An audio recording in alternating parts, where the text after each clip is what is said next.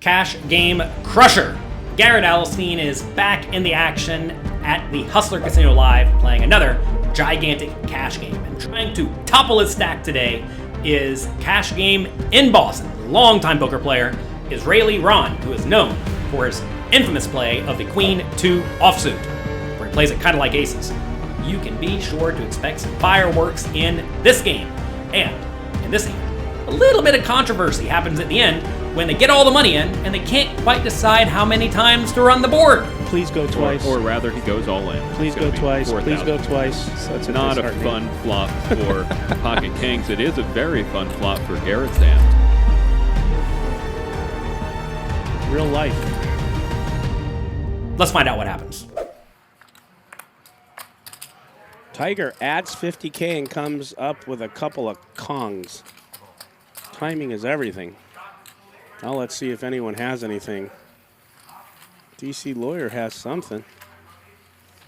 That doesn't stop any of these other guys. We are playing 100, 200, 400 with a $200 big blind ante. And before the flop, all sorts of action takes place. Tiger raises it up with Pocket Kings, certainly fine and standard. He makes it $1,200, which when you're playing really deep stacked, as these players are, you may actually want to make it a little bit bigger. I realize that we are playing 100, 200, 400, but Tiger's sitting here with $90,000, for example, which is 200 plus a big blind. So maybe he wants to make it a little bit more. Whatever. Israeli Ron calls in the cutoff with a 7-5 offsuit. That's probably loose. Wesley calls on the button with 6-4 suited. That's much more reasonable. DC Lawyer in the big blind opts to call with the King-Queen offsuit. I actually don't hate squeezing it here as a bluff if you feel inclined. You're going to find that it's really hard to realize your equity from the big blind in this spot, especially when there's a third blind in the hand. But whatever, he calls.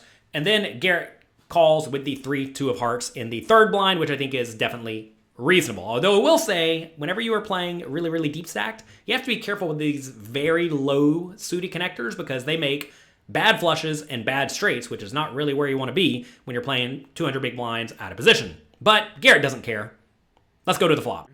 5 ways to the flop. Oh, that's such a not a fun flop for Pocket Kings. It is a very fun flop for Garrett's hands, who flops a flush draw. And wow, look at this. A wheel flush draw, and Israeli Run's got 2 pair. Yeah. Oh, gosh. I have this But it's Tiger betting on this board. Israeli Ron, smooth calls. Wesley comes along, who's up and down. I mean, this board's just fireworks. And Garrett, I imagine we're going to see Garrett put in a raise. No, he just puts in a call. Perhaps worried about bloating a pot against a higher flush draw. He's playing so deep. The flop comes, and most of the players have a little something. DC Lawyer with the absolute nothing checks the big blind. Garrett checks the third blind. Tiger continuation bets the Pocket Kings on the Ace 7-5 board, and if I was playing very multi-white here, I would be betting very polarized with really only decent draws and decent aces and better, and maybe a few junky hands like, I don't even know, Jack 10 of clubs or something like that. I definitely don't think you want to bet Pocket Kings because when you bet and get called, you are dead or close to dead. It is nice that you don't have the King of Hearts to worry about coming on the turn, so if you do make trips on the turn or set on the turn, you are basically always good, but I would just check fold here. Anyway, he bets. Israeli Ron with 2 pair just calls. I'm kind of surprised to see this. I think I probably would have just gone ahead and raised it up. You can be very happy playing a big pot here, and if in some world it goes like re-raise all in before it gets back to you, you can actually fold. But that almost never happens. So I think this is a spot where Ron probably just wants to go ahead and bump it up to get full value from a hand like Ace King, Ace Queen, Ace Jack, and to charge the draws as much as possible. But he decides to call. Over round 2, Wesley on the button with 6-4 clubs. I think calling is a great play here because if he raises and gets re-raised, it's really, really, really, really bad. I actually had the pleasure of playing with Wesley recently in a $50,000 buy-in tournament at the World Series of Poker, and he was stacking everyone left and right. And every time he stacks someone, he would say, liquidate, because they have to go liquidate some of their funds to play again. It was funny. He liquidated plenty of people. All right, King, Queen folds. Back around to Garrett in the third blind with a 3-2 of hearts for a gut shot and a bad flush draw. Here's actually the draw I was talking about. If he makes a flush, there's no guarantees good, even though he is this time. If he makes a straight, there's no guarantees good, even though he is this time. I'm not going to say Garrett should fold this hand, but if he somehow faced a bigger bet and a call, I actually think folding is very, very reasonable. But in this scenario, closing the action, getting pretty good odds, I think calling is definitely fine. The commentators, I think, mentioned how maybe he goes ahead and puts in a raise immediately. That's a tough spot, because if you do put in a raise here immediately, it's very, very easy for your opponents to just not fold their good hands. Now, you may think none of the opponents have good hands because we're just facing a small bet and some calls. But as we see here, for example, Ron actually has a very good hand, and if he does face a raise to, let's say, $12,000, Ron can just rip it in and have an easy decision. Also, if Tiger has a good hand like ace-king or ace-queen, he's just not going to fold against Garrett, who's known to be a little bit loose and aggressive. So I think just calling and playing this hand pretty cautiously is the play. And that is what Garrett does.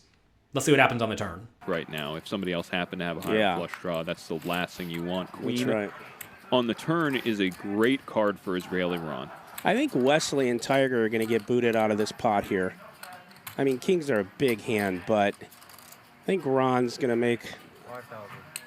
Just 5,000. Wow. 1/3 pot. A little bit less than 1/3 pot. And Wesley's not going to go anywhere. Not with an up and down straight draw facing a 1/3 pot bet. He calls. Now back over to Garrett. The turn is the queen of spades. Pocket kings finally decides to give up. And then Ron's in a pretty rough spot with a $35,000 stack with a $20,000 pot. I think he should probably bet on the big side, but the problem is that when the board is very coordinated like this, if you do go all in, let's say, for almost 2 times pot, what's really going to call you? Almost nothing, right? So unless Ron is known to make giant overbets with just nonsense draws, I think he's pretty much only going to get called when he's beat. So I don't think he can go all in, but I think he definitely wants to go bigger than 5,000 because on the flop when it goes bet, call, call, call, you can be very sure somebody has some sort of a draw, and 5,000 is not going to price out those draws at all.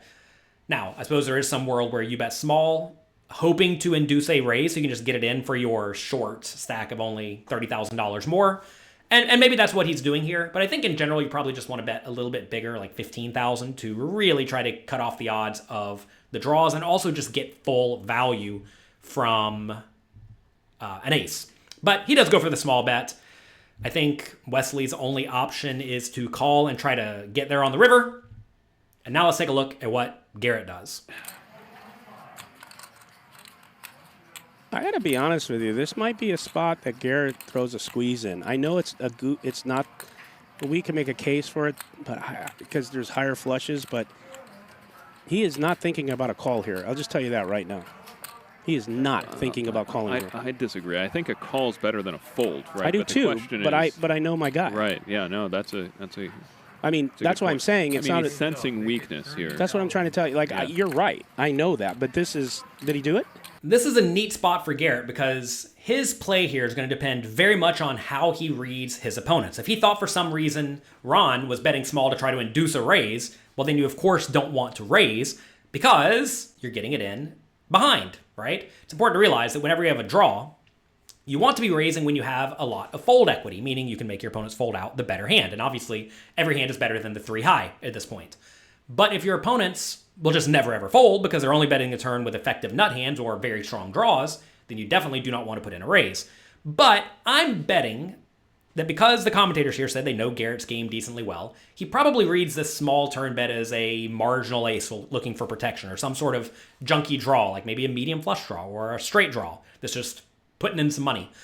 So if he thinks that is the case, then I definitely love the raise. And he's putting in a raise size that essentially puts Ron all in. Also, you got to presume Wesley doesn't have a great hand at this point. So Wesley either has a very bad made hand, like top pair, no kicker or something like that, or he has some sort of marginal draw. And the nice thing about having a marginal draw is that if he does decide to get splashy and call the raise, you can just jam on almost any river and he's going to fold out the majority of the time because most of the time he's going to miss. So either you're going to get folds immediately, which is great. Only Wesley calls and then you win the pot 80% of the time with a river shove or something like that. Or Ron decides to get it in and you're going to be drawing thin-ish.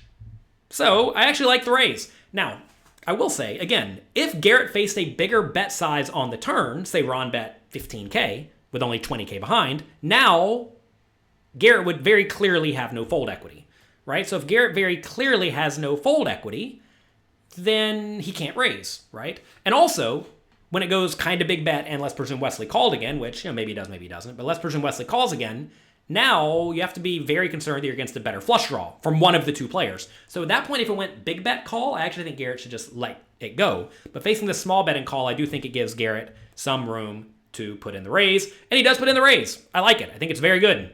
Let's see if Ron makes the nitty fold or if he plows his money in there.